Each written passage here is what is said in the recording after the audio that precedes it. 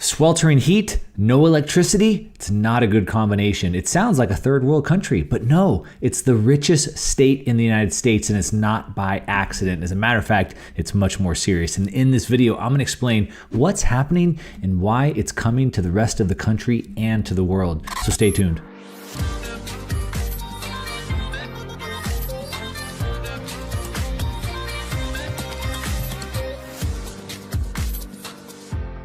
Hey, welcome back. If you're new to the channel, my name is Mark Moss. I do these videos because I believe the only real security we have in life is to take responsibility for ourselves. We have to learn how to make money, how to grow our money, how to protect our money so that we have options in life, all right? The world's changing fast, and if you agree and you want to hear more about these topics, click the like button right now. Also hit the subscribe button and the bell notification so you're notified every time I put new videos out. Now, we are talking about raging heat. We're talking about no air conditioning, no electricity, like a third world country. But no, it's right here in the richest state in the country and one of the richest areas in the world. Now, what I'm talking about, we've seen all over the news. We have wildfires that have been raging across most of the US, most of the Western US anyway. In California specifically, wildfires everywhere. We've had really high temperatures, heat waves, and of course, it's summertime. It's the West Coast. It gets hot in the summer here. The thing is, though, is that temperatures were pretty much in line with standard. So it was hot. Of course, it's summer, but they're in line what's normal for this time of year. But what isn't normal is that with the high temperatures and with the smoke-filled air because of all the fires, and then on top of it, everyone's already staying inside because of COVID, but they're all doing so without electricity. And that's because the power grid in California, the grid, couldn't produce enough electricity for everybody. And now this is at a time, keep in mind, this is at a time when businesses are shut down. California is still one of the strictest states in the country, and businesses are completely shut down. That means office buildings shut down, gyms closed, movie theaters closed, schools shut down. They're all closed. All those big companies, schools, etc., that use electricity aren't even open. And yet the grid still couldn't deliver enough electricity needed for the home. So just think about that for a minute. At a time when it's the hottest and you're at home and you have no electricity, you have no air conditioning to cool down, you have no power to run your computer. Well, the kids are doing homeschool. They need their computers. They can't run their computers. Adults can't work from home. If they're working from home, they can't do that. Now, last week, this has happened in California. Like I said, it resembled more of like a third world country than it did in the United States. But for contrast, as a matter of fact, I was actually in Mexico, and I was deep in Mexico, not a resort community, deep in Mexico. As a matter of fact, I was in a town with only one paved road. The temperatures were about the same as California, but they didn't have any problems with electricity. As a matter of fact, our electricity in Mexico never went out one single time. So what gives? What's the problem? How is it that California is the richest state in the United States, right? After all, we have Hollywood, we have Silicon Valley.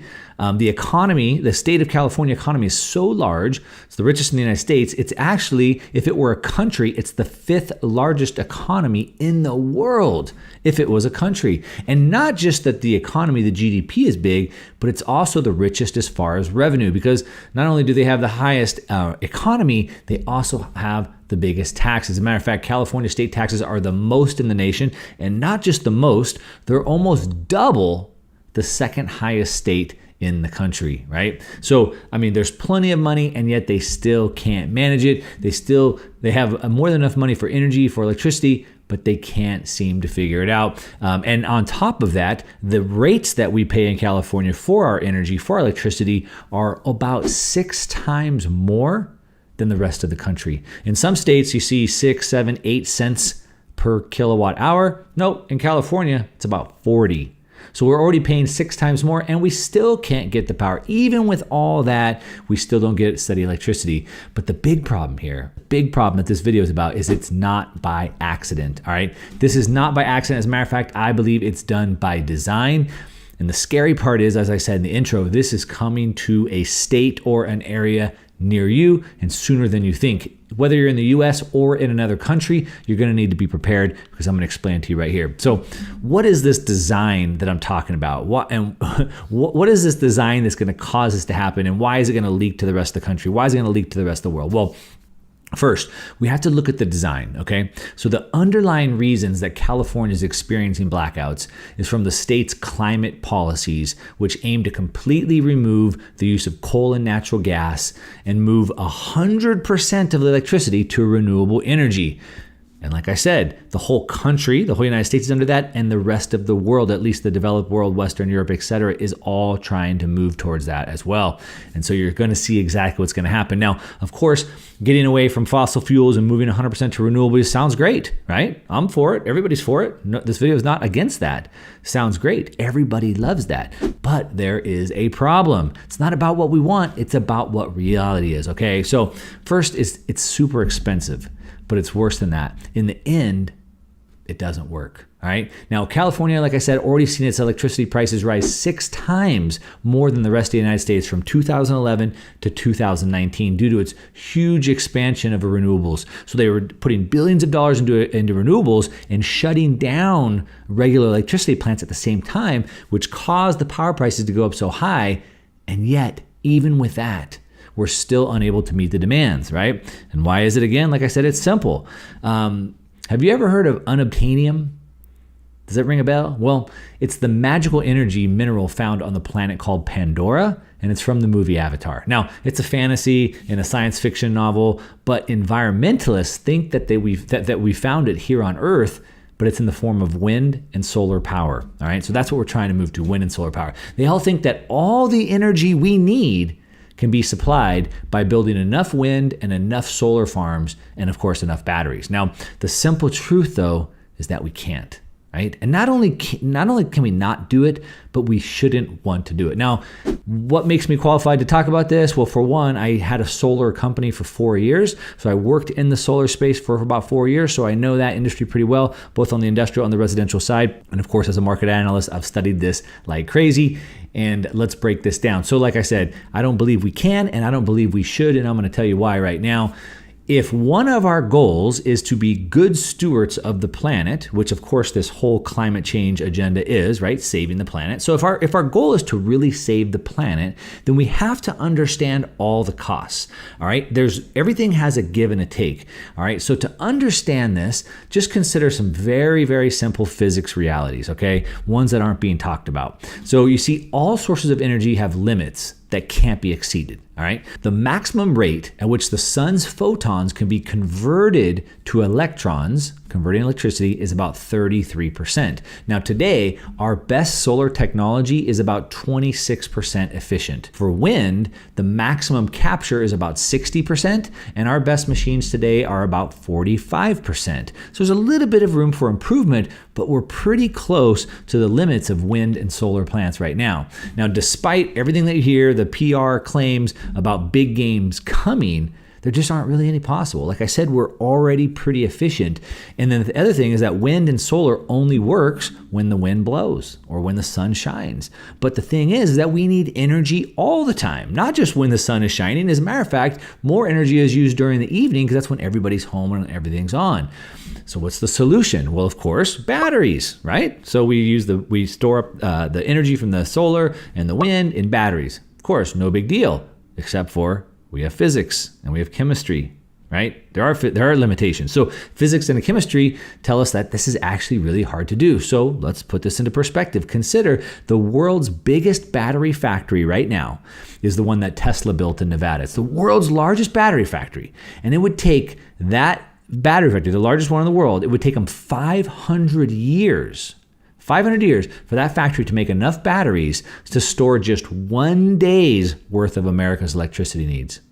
I'm going to say it again. 500 years to make enough batteries to store 1 days of America's electricity needs. So that explains why wind and solar currently still supply less than 3% of the world's energy after 20 years and billions of dollars in subsidies. Now, if we put aside the economics, right, if your motive is to protect the environment, so let's put aside the money and let's look at protecting the environment, then you might want to rethink wind and solar and batteries, because like all machines, they're built from non-renewable materials. Consider some of these numbers. Now, a single electric car battery weighs about half a ton, okay? Fabricating wind requires digging up and moving and processing more than 200 250 tons of earth somewhere else on the planet.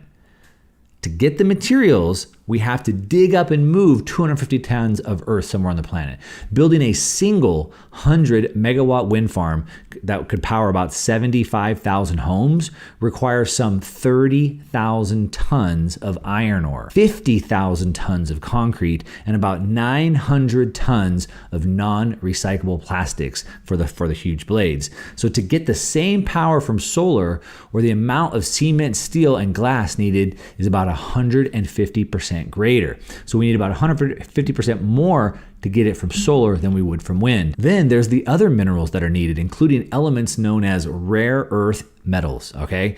But current plans, the world needs an incredible 200 to about a 2,000% increase in mining to get these elements. We don't have them. What am I talking about? I'm talking about cobalt, lithium, dysprosium, I mean, just to name a few, right? So where is all this new stuff going to come from? Well, of course, it means massive new mining operations. Now, of course, these giant mines digging huge holes in the earth, of course, none of it really happens in America, but it does happen in some other important places. So for example, places that are very hostile to America, like China. So we're going to continue to put all our business in China, or maybe some places we want to protect, like the rainforest in Amazon, for example.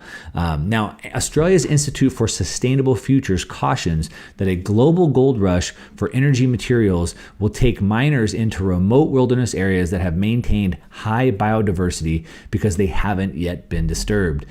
And of course, who's doing the mining? Let's just say that they're not OSHA approved unions, right? Let's just say that they're not union workers with union protections or any of that. Amnesty International paints actually a much more disturbing picture. And they say that the marketing of state-of-the-art technologies is a very stark contrast to the children that are carrying bags of rocks. That's what happens in the mines in third world countries. Kids working in the mines carrying bags of rocks up and down. And then the mining itself requires massive amounts of conventional energy, right? So diesel to go in the tractors, etc., and a regular electricity to process all the stuff, right? It requires a massive amount of conventional energy, as do the energy-intensive industrial processes needed to refine the materials. And then build the wind, the solar, the battery hardware. And then we have even a bigger problem after that, and that is the waste. Wind turbines, solar panels, and batteries have a pretty short shelf life. As a matter of fact, they're good for about 20 years. Conventional energy machines like gas turbines that would take natural gas and convert it to electricity last about twice as long. So every 20 years we have to replace them. With current plans, the International Renewable Energy Agency calculates that by 2050, the disposal of worn out solar panels will constitute over double the tonnage of all of today's global plastic waste. And then on top of that, we have the worn out wind turbines, the batteries, and that's gonna add millions more tons of waste, all right? It's gonna be a completely new environmental challenge that we have. And the fuels that make our marvelous modern world possible and technology is making it easier to acquire a cleaner and an easier way to use them every day. Now, the following comparisons are typical and instructive, right? It costs about the same to drill one oil well as it does to build one giant wind turbine. And while the wind turbine generates the energy equivalent to about 1 barrel of oil per hour, the oil rig produces 10 barrels per hour. And it costs less than 50 cents to store a barrel of oil, or its equivalent of natural gas. But you would need $200 worth of batteries just to hold the energy contained in 1 barrel of oil. So 50 cents to store it in a barrel, or $200 to store it in batteries, plus all the mining and the rare earth elements and the disposal that it takes to build those batteries, all right? Think about it. So unobtainium, it works. It works great in the movies. But we don't live in the movies. We live in the real world. But this doesn't stop the politicians from moving forward with their plans. Now, House Speaker Pelosi from California is determined to nationalize California's experience, as she released an ambitious package of climate proposals that calls for a combination of government mandates, tax incentives, and new infrastructure aimed at bringing the U.S. economy's greenhouse gas emissions, including carbon dioxide and methane, to zero by 2050. Now, the proposals would mandate electric utilities be net zero emitters of greenhouse gases by 2040, and automakers produce only electric cars by 2035. Now, this all sounds great, and I love it, and we're all for it. But is it realistic? Does it work? Well, that doesn't matter. As a matter of fact, that's just a minor inconvenience. They want you to believe that your inconvenience of having to go without electricity for a few hours a day is well worth the trade-off of saving the planet. And it doesn't just stop there. As a matter of fact, the far-reaching plan that I guess isn't ambitious enough for the Pelosi side, we have the Democrats' new left wing, which is led by Alexandria Ocasio-Cortez, AOC, and she's calling for getting all of the nation's power from renewables and zero emission sources 10 years sooner than the plan from the House Democrats. Now, I just think that before we launch history's biggest increase in mining, digging up the world, digging up millions of acres of pristine areas, encouraging childhood labor, create epic waste problems, maybe, just maybe, we should just stop and reconsider our almost inexhaustible supply of natural energy. And maybe we should just ask ourselves, are we okay living in a world with rolling blackouts? Leave me a comment down below and let me know what you think. Do you see the trade-offs? Before you call me out on this and say BS, put your argument in the comments and I'll try to respond to every single one of them. That's what I got for you today. To your success, I'm out.